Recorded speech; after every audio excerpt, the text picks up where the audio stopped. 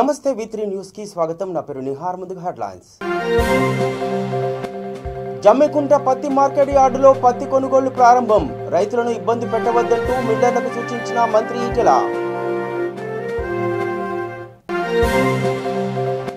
విశాఖలో ఏపీ తూర్పు కాపు సంక్షేమ సంఘం ఆత్మీయ సమ్మేళనం.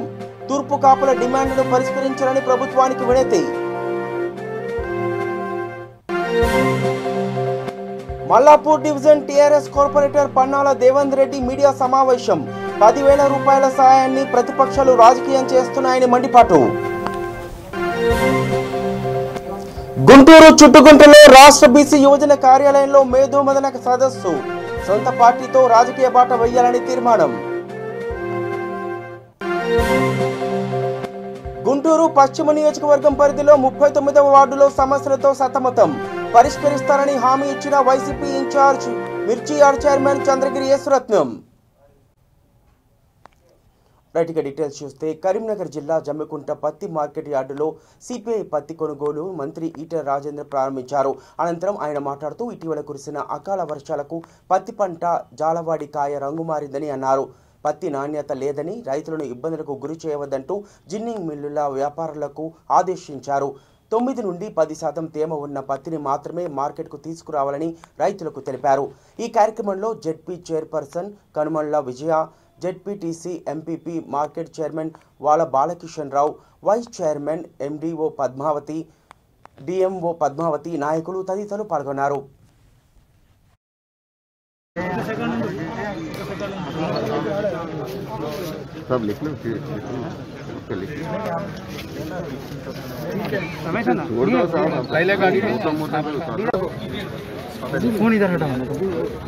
హైదరాబాద్ నియోజకవర్గంలో వరి పంట తర్వాత అత్యధికంగా పండేటువంటి పంట కాటన్ పంట, పత్తి పంట.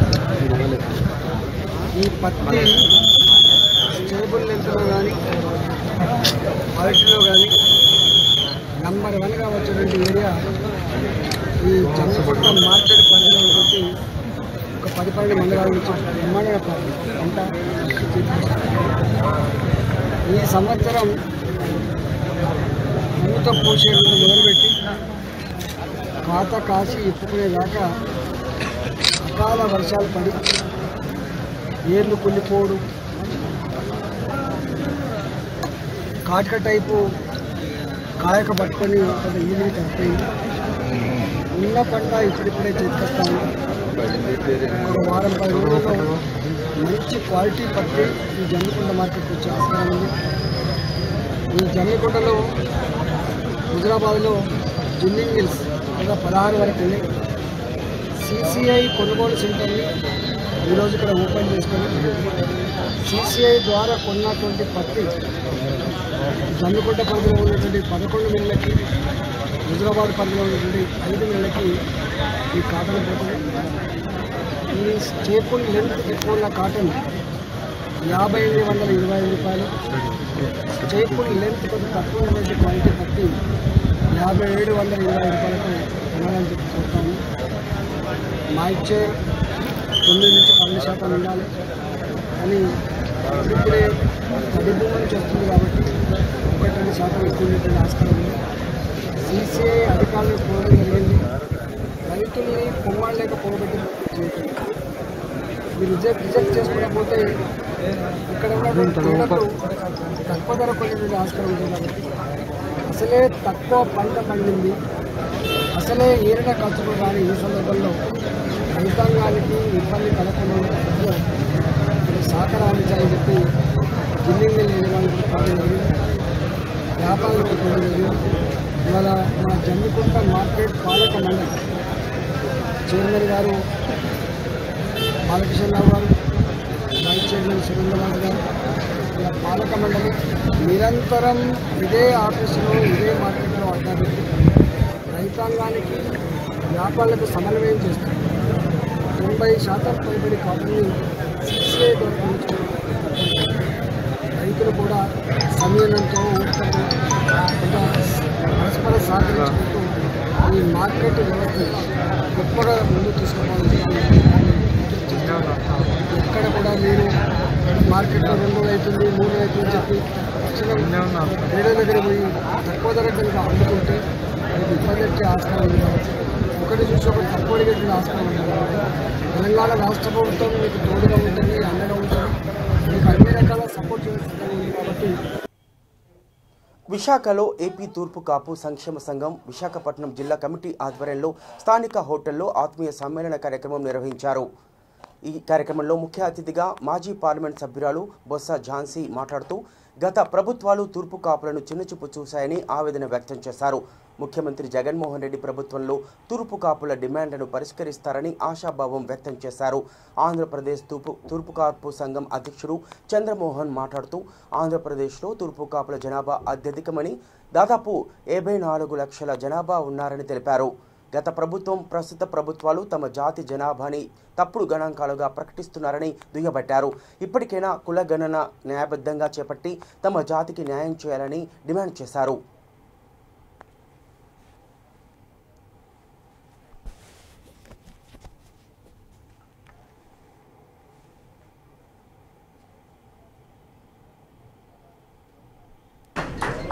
మన ఎస్ఎస్ఎల్ గారి చేతుల మీదుగా తీసుకుని కోరుతా ఉన్నాం.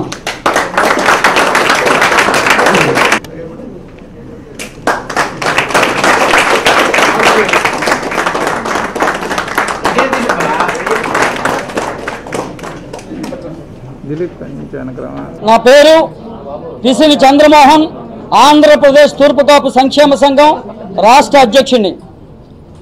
ఆంధ్ర రాష్ట్రంలో తూర్పు కాపుల జనాభా అత్యధికం. 54 లక్షల జనాభాగా ఉన్నటువంటి తూర్పు కాపు జాతిని ఈ ఆంధ్ర రాష్ట్ర ప్రభుత్వం గత ప్రభుత్వం 26 లక్షలుగా పరిగణింపబడితే నేటి ప్రభుత్వం 16 లక్షలుగా పరిగణింపబడింది. అందుకని జాతి గణాంకాలను ఆంధ్ర రాష్ట్ర ప్రభుత్వం కేంద్ర రాష్ట్ర ప్రభుత్వాలు ఏదైతే ఉందో జాతి గణాంకాల్లో అన్యాయం జరుగుతుంది కనుక వెంటనే కులగణను న్యాయబద్ధంగా జరిపించి మాది ఏదైతే తూర్పు కాపు జాతి అత్యధికంగా ఆంధ్ర రాష్ట్రంలో ఉందో ఈ జాతి జనాభాను లెక్కించడంలో ముందుకొచ్చి న్యాయం చేయమని చెప్పేసి ప్రభుత్వాన్ని డిమాండ్ చేస్తూ ఉన్నాం. అందులో భాగంగానే ఆంధ్ర రాష్ట్రంలో మా తూర్పు కాపు జాతి ఏదైతే కులం ఉందో Mallapur division TRS corporator Pannala Devendra Reddy media సమావేశం నిర్వహించారు. ఈ సమావేశంలో ఆయన మాట్లాడుతూ తెలుగుదేశం పార్టీ కౌన్సిలర్లు అలాగే కాంగ్రెస్ పార్టీ కార్పొరేటర్లు అధికారంలో ఉన్నప్పుడు వారు ఏం చేశారో, టీఆర్ఎస్ అధికారంలోకి వచ్చిన తర్వాత ఏం చేశారో ప్రజలందరికీ తెలుసని అన్నారు. వరద బాధితులకు 10,000 రూపాయలు పంచుతూ ఉంటే ప్రతిపక్షాలు 5,000, 3,000 పంచుతున్నారని నిరాధార ఆరోపణలు చేయడం తగదంటూ హెచ్చరించారు.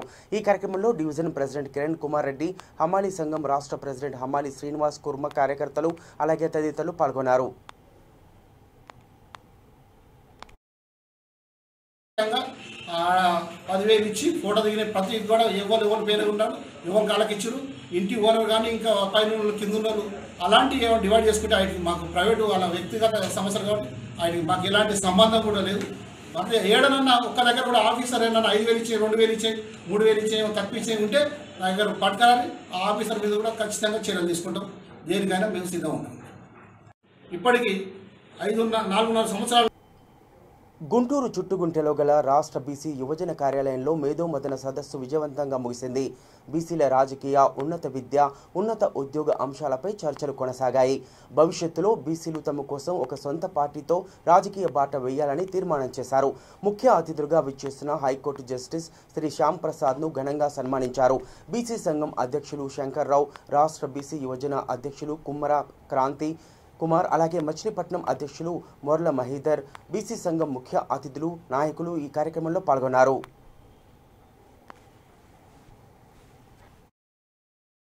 ఎప్పుడు కూడా ఒక కనెక్షన్ ఉండేది కాదు, ఒక వారధి ఉండేది కాదు.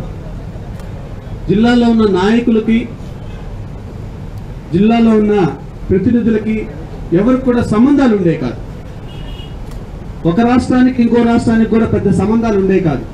ముఖ్యంగా బీసీ సంఘాలతో కేవలం వాళ్ళ యొక్క స్వార్థ రాజకీయం కోసం ఎక్కువ శాతం ఈ యొక్క బీసీ సంఘాల్లో వాళ్ళ మనుగడను కాపాడుకోవడం కోసమే అత్యధికంగా బీసీ సంఘాల్లో పనిచేశారని నేను ముఖ్యంగా తెలియజేస్తా ఉన్నా. ఎవరిని నేను విమర్శించట్లా, కానీ ఇది నిజం. ఎందుకంటున్నానంటే ఇలాంటి సభలు మరీ ముఖ్యంగా గత 5 సంవత్సరాల్లో ప్రతి ఒక్కళ్ళు గుండెల మీద చేసుకొని చెప్పండి, ఈరోజు పార్టీ వైఎస్ఆర్సీపీ పార్టీ బీసీ జపం చేస్తుందనంటే ఎవరు ముఖ్యమైన కారకులు? ఎవరు ఈ రాష్ట్రంలో ఎవరు వారధిగా ప్రవర్తించారు? కేవలం బీసీ సంక్షేమ సంఘం అని చెప్పేసి చాలా గట్టిగా మీ అందరికీ తెలియజేస్తా ఉన్నా. ఇదే బీసీ సంక్షేమ సంఘం లేకపోతే 56 కార్పొరేషన్లు లేవు, 45 బీసీ టికెట్లు లేవు. మీరు బాగా గుర్తుపెట్టుకోవాల్సిన అంశం ఏంటంటే, మీరు ఏ పార్టీలో ఉన్నా ప్రెసిడెంట్ మనకు ఒక పార్టీ ఒక దశ లేదు కాబట్టి ఏ పార్టీలో ఉన్నా మొదట బీసీని గౌరవించడం, బీసీ ఎజెండాని మరీ ముఖ్యంగా గౌరవించడం నేర్చుకోవాలని చెప్పి ప్రతి ఒక్కరిని విజ్ఞప్తి చేస్తూ ఉన్నా. ఒక పార్టీలోకి పోయి ఊడిగించేసే అంత సిస్టమ్ని మీరు తయారు చేసుకోవాల్సినంత అవసరంలా బీసీలకి మరీ ముఖ్యంగా మీరు వెన్నుదండుగా ఉండి వాళ్ళకి ఇచ్చే సలహాలు సూచనలు, మరీ ముఖ్యంగా మీ నాయకుడు శంకర్రావు గారు ఒకే ఒక్క మాట, నాయకత్వాన్ని పెంచుదాం, నాయకత్వ లక్షణాలను పెంచుదాం. మన నాయకులుగా తయారయ్యేది ఒక ఎత్తు అయితే, మనతో పాటు నాయకుల్ని తయారు చేసేది ఒక గొప్ప గుణం అని చెప్పేసి మరి వారు తెలియజేసిన తర్వాత ఈ బీసీ సంక్షేమ సంఘంలో నేను పనిచేయడానికి వారితో పాటు కలిసి నడవడానికి శంకర్రావు గారి అధ్యక్షతన నేను ఇష్టపడ్డానని కూడా మనస్ఫూర్తిగా తెలియజేస్తున్నా. దాన్ని ప్రచురించడం అనేది వాళ్ళ యొక్క సిస్టమ్. మనం ఆ సిస్టమ్ని ఉల్లంఘిస్తే మన యొక్క ప్రచారం ఎక్కడ వెనక్కి వెళ్ళిపోద్దో అనే తపనతో ఆయన వెళ్ళే విధానంలో కూడా నాకు నిజంగా చాలా సంతోషంగా ఉంటుంది. ఎందుకంటే ఆయన చేసే ఆ ప్రయత్నం చాలా మంది నాయకులకి, ఈరోజు హూ ఇస్ విడుదల రజని అమ్మాయి ఈరోజు ఇక్కడికి వచ్చి నేను బీసీ సంఘంలో పనిచేస్తాను, ఒక నాయకత్వాన్ని పెంచుకోవడానికి, ఒక ఎమ్మెల్యే అవడానికి ఒక లక్ష్యంతో వచ్చి బీసీ సంక్షేమ సంఘంలో ఇదే ఏరియాలో వీరిని కలిసి బీసీ సంక్షేమ సంఘంలో పనిచేసింది. మరి రాజమండ్రి గుంటూరు జిల్లా పశ్చిమ నియోజకవర్గం పరిధిలోని 39వ వార్డులో స్థానిక ప్రజలు పలు సమస్యల గురించి వైసీపీ ఇన్ఛార్జ్ అండ్ మిర్చి యార్డ్ చైర్మన్ చంద్రగిరి యేసురత్నం దృష్టికి తీసుకువెళ్లారు.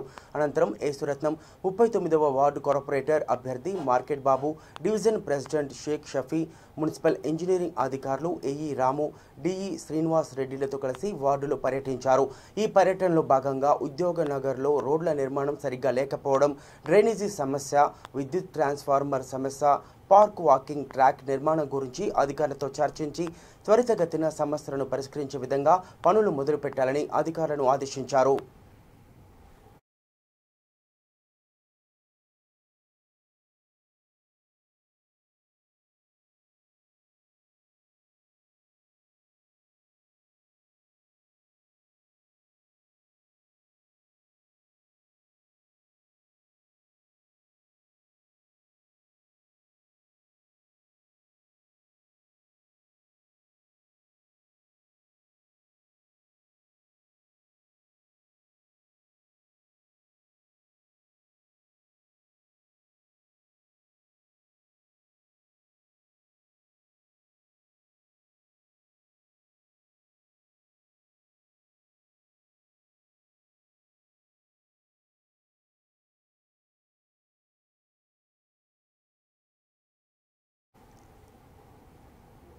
సంగారెడ్డి జిల్లా పుల్కల్ మండల పరిధిలో ఉన్న బీజేపీ నాయకులను పుల్కల్ పోలీసులు అర్ధరాత్రి ముందస్తుగా అరెస్ట్ చేశారు. దుబ్బాకలో జరగబోయే ఉప ఎన్నికల్లో అధికార పార్టీ నాయకులు అవినీతికి పాల్పడడమే కాకుండా తమ బీజేపీ కార్యకర్తలపై అక్రమ కేసులు బనాయించడం, ఎలాంటి ముందస్తు సమాచారం ఇవ్వకుండా బీజేపీ నాయకుల ఇళ్లపై దాడులు చేయడం ఎంతవరకు సమంజసమని పుల్కల్ మండల బీజేపీ పార్టీ అధ్యక్షులు శేఖర్ గౌడ్ తీవ్రంగా మండిపడ్డారు. తమ పార్టీ కార్యాలయం ముందు పార్టీ కార్యకర్తలు ఆత్మహత్యకు పాల్పడడంతో రాష్ట్ర కమిటీ ప్రగతి భవన్ ముట్టడి కార్యక్రమానికి పిలుపునిచ్చింది. విషయం తెలుసుకున్న పుల్కల్ పోలీసులు తమను అర్ధరాత్రి అరెస్ట్ చేసి పోలీస్ స్టేషన్కు తీసుకువచ్చారన్నారు. అనంతరం పుల్కల్ ఎస్ఐ నాగలక్ష్మి సొంత పుచ్చికత్తుపై విడుదల చేశారన్నారు. అరెస్ట్ అయిన వారిలో జిల్లా కార్యదర్శి మల్లేశం, మండల అధ్యక్షులు శేఖర్ గౌడ్, మండల ఉపాధ్యక్షులు మన్నే శేఖర్, నాయకులు తదితరులు పాల్గొన్నారు. మా పై అధికారులు అట్టి ప్రోగ్రామ్ని వాయిదా వేయడం జరిగిందని చెప్పేసి తెలియజేయడంతో అట్టి కార్యకర్తల్ని వదిలేయడం కూడా జరిగింది. ఈరోజు చాలా దురదృష్టకరమైన విషయం అండి. ఎందుకంటే ఉదయము తెల్లవారుజాముల 3 గంటలకే వచ్చి ఇంటి ముంగట పోలీసులు కూర్చోవడము చాలా బాధాకరమైన విషయం. ఎందుకంటే 20వ తారీఖు నాడు జరిగిన ఏదైతే బండి సంజయ్ని అక్రమంగా అరెస్ట్ చేసి అతన్ని దెబ్బలు కొట్టారో దాన్ని బాధ భరించుకోలేక ఒక బీజేపీ కార్యకర్త నిన్న బీజేపీ రాష్ట్ర కార్యాలయం దగ్గర ఆత్మహత్య ప్రయత్నం చేసుకోవడం జరిగింది.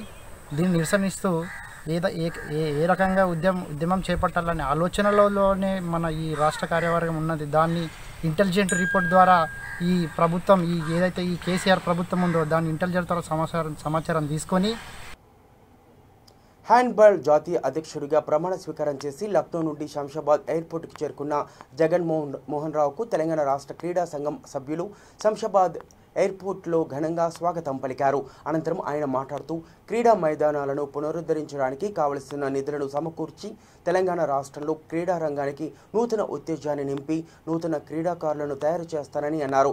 29 రాష్ట్రాలలో ఏకగ్రీవంగా తనను ఎన్నుకున్నందుకు అందరికీ పేరు పేరున కృతజ్ఞతలు తెలిపారు. తన పైన ఉంచిన బాధ్యతను సమర్థవంతంగా నెరవేరుస్తానన్నారు.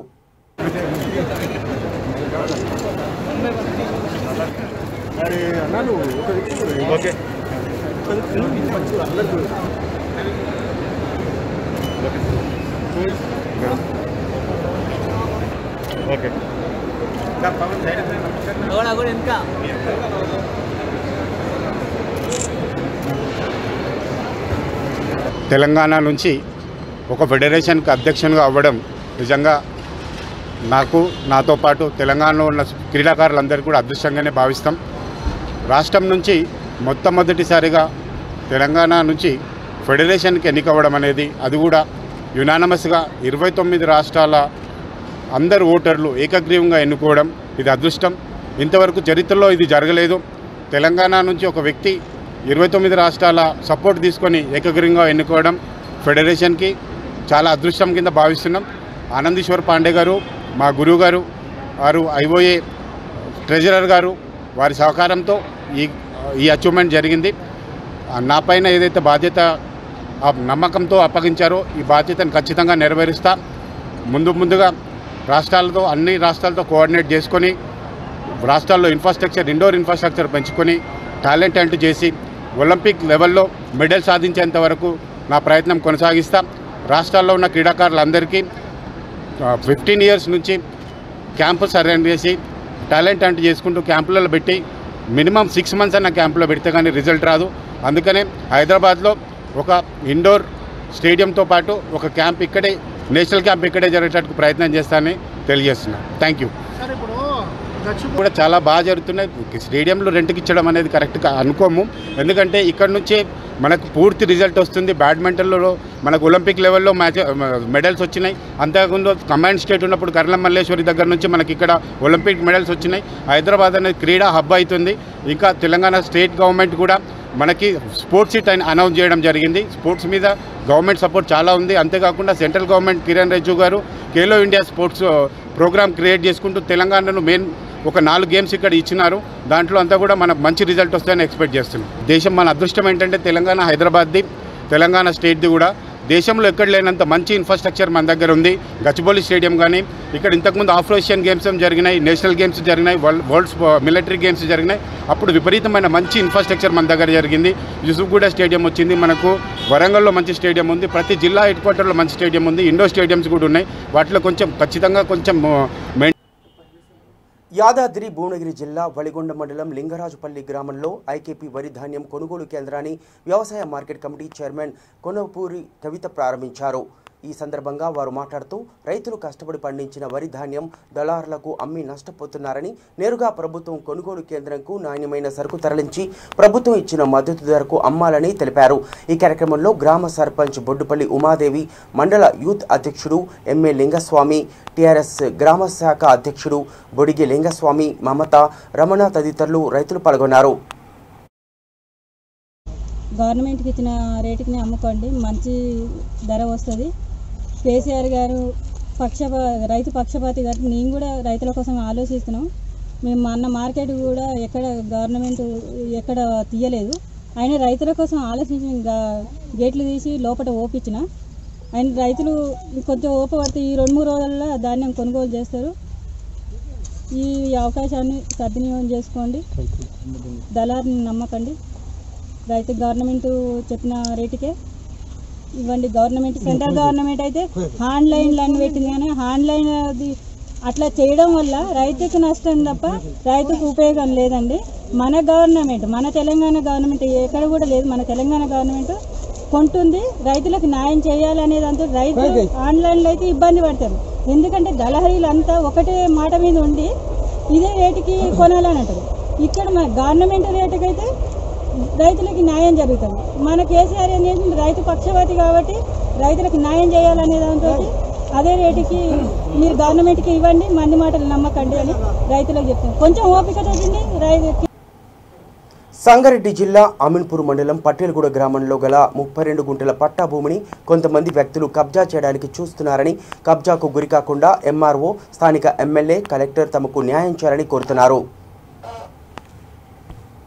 అది ఎక్కడైనా ఉంటుంది మా పొలం, ఇది తప్పు చెప్తున్నారు. అది ఉంటే అది చేసుకున్నాడు, పట్టభూమి చేసుకున్నాడు, పొలం పోగు కూడా ఇప్పుడు నాది అంటున్నాడు. ఎట్లా చేయాలి మరి? ఆ భూమి మాదే. ఇంత పిల్లలు వచ్చి నుంచి నేను చేసిన కష్టం. 30 గుంటలు పంట చేసుకున్నారు, 34 గుంటలు. ఇప్పుడు ఇది 34 గుంటలు ఉంటుంది. ఇది నాదని కూర్చుంటున్నాడు. ఆ పొలం నాది. నేను ఇంత పిల్లలు వచ్చిన మస్తు కష్టపడ్డాం. మా ఊరి పేరు పటేలగూడ, అమీన్పూర్ మండలం, సంగారెడ్డి డిస్ట్రిక్ట్. సార్ మా తాత ముత్తాతల నుంచి మాకు ఈ 220 సర్వే నెంబర్లో 34 గుంటలు ముందు పట్టా ఉంది. దాని పక్కన కొంచెం పెంట జాగా గుండ్లు ఉండే. మా తాత వాళ్ళందరూ సాఫ్ చేసి పెంట జాగా గోర్లు గడ్డం పెట్టేవాళ్ళు.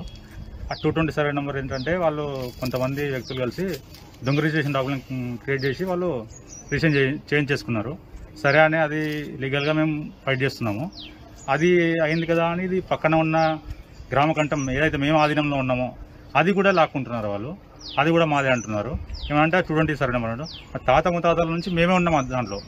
అది ఇప్పుడు వచ్చి ఆయన జేసీబీ పెట్టి మా మీద ఎక్కేయాలని చూస్తున్నాడు, మొత్తం సాఫ్ చేస్తున్నాడు. మేము ఆల్రెడీ ఒకసారి అయ్యింది సర్వే పెట్టుకొని మీ 220 అంటున్నారు కదా, మీరు చేసుకోండి, మేము లీగల్గా చేయాలి అంటే ఒకసారి సర్వేయర్ వచ్చాడు. మాకు ఇంటిమేషన్ ఎవరికి ఇవ్వలేదు. మేము గ్రామ పంచాయతీ కూడా ఇవ్వలేదు. గ్రామ పంచాయతీ కంప్లైంట్ ఇస్తే వాళ్ళు సెక్రటరీ వాళ్ళు వచ్చి వాళ్ళని పంపించేస్తారు. వితౌట్ ఇంటిమేషన్ ఎందుకు వచ్చారని పంపించేశారు. మళ్ళీ మాకు ఇప్పుడు ఇంటిమేషన్ లేకుండా సర్వే పెట్టకుండా ఆయనే ఆపాడు. సంవత్సరం సర్వే పెట్టించి నాదని తీసుకుంటాను, మీ జాగ్రత్తలో మీకు వదిలిపెడతాను.